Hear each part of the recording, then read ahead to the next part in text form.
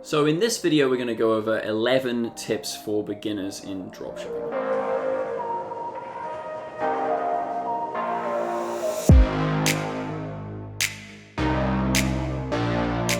Throughout our time on Earth, we've come together in ways molded by the environment and ourselves. We learn to warn each other and teach primal skills through the use of language.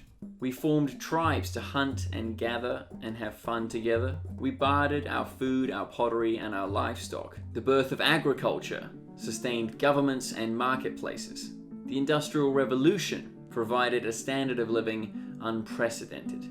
And of course, during all of these times, if you couldn't pay up your loans, you were screwed. Business setbacks and bankruptcy used to cost you and your family your freedom. You'd be physically locked up and lose your rights. It wasn't until the idea of a company came along that people started buying into the idea of corporate liability, in which your wealth and debts could be separated from yourself and attached to an entity. So in case anything went badly, your skin would be saved. Now in 2020, we're really separating ourselves. With dropshipping and many other remote forms of work, you don't even need to leave the house. So dropshipping is just a retail fulfillment method in which the store doesn't keep the inventory. Instead, when a store sells a product to a customer using the dropship method, they take an order from a third party like AliExpress and ship it directly to the customer. As a result, the seller or store or yourself doesn't have to handle the product directly. This is the biggest difference between a normal retail method and dropshipping, in which the seller doesn't own the stock or inventory that they're actually selling. They only have to purchase the inventory as needed, on demand from the customer, from wholesalers or manufacturers when it's needed. Creating a profitable business takes about 1 to 2 years of consistent work. I've been a freelance filmmaker for about 7 years, but had to supplement that work for 6 years with bartending, gardening, and chefing before I had the technical skills and social momentum to actually be hired on a regular basis to use cameras and edit videos. So remember, when starting a business through e-commerce, it'll probably be great, but with everything, it requires a lot of time. And that brings us to our first pro tip. With any business, you not only need time, but you need capital. So when you're starting dropshipping, it's very useful to have about 1K in the bank spare cash. This will be paying for apps, employees, and any sort of refunds or disasters. 2, Facebook ads are expensive and time consuming, and it also doesn't have the best user interface. But hey, it does do some good market research for you and promotes your products. But the recommendation is to start with Instagram influencers, which we'll be doing future videos on. So if you want to smash that subscribe, maybe you can stick around and see what we churn out for that. Rule number 3. AliExpress shipping is about 3 to 6 weeks, and you need to bear this in mind for all orders. But especially during this part of the year, Q4, which is the last quarter of the year, coming up to Christmas, you need to be careful to stop your marketing campaigns. Otherwise, if you don't get a product out there on time, you're going to be facing some nasty, angry customers. And this year of all years, people are just going to want as much as possible to go right in their life. So if you can help them with that, then why not? And if you can't help them and your product doesn't get there in time, guess who's getting a complaint? You. Tip number 4.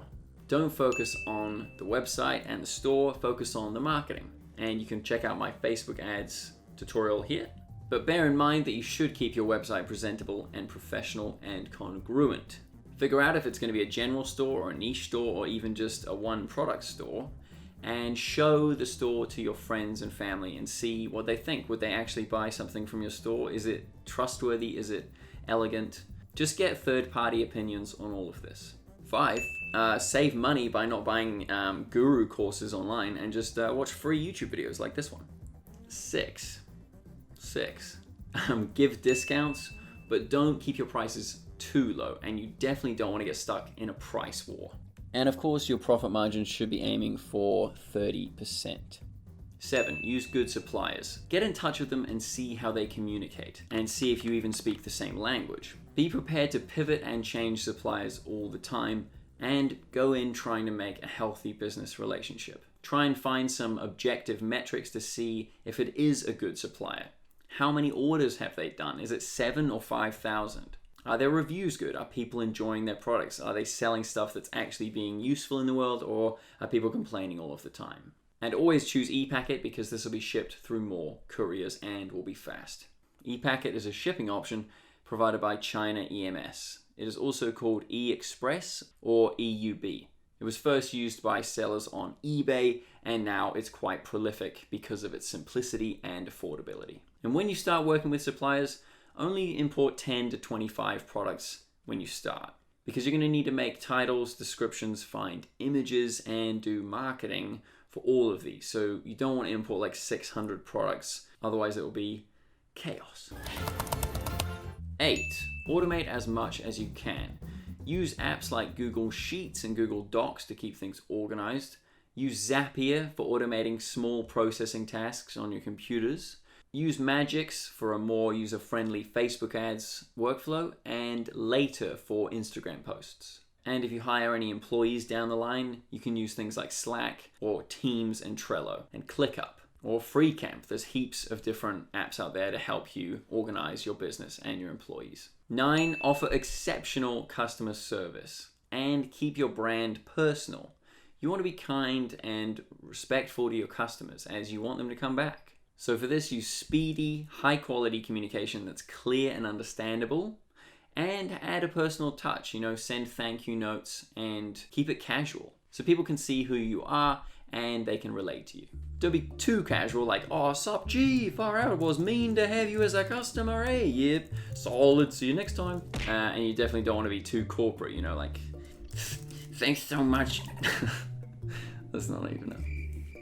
And you don't want to be too formal and robotic either. 10, be active daily and stay organized.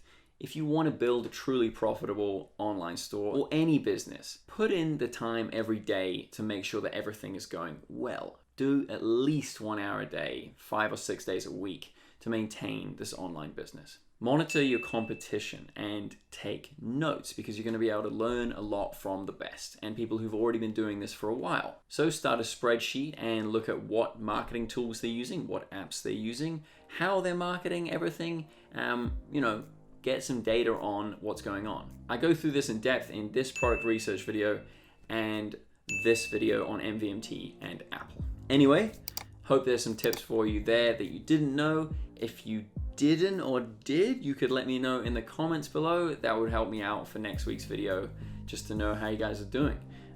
We hit 2K subscribers this week. 2K, baby, 2K.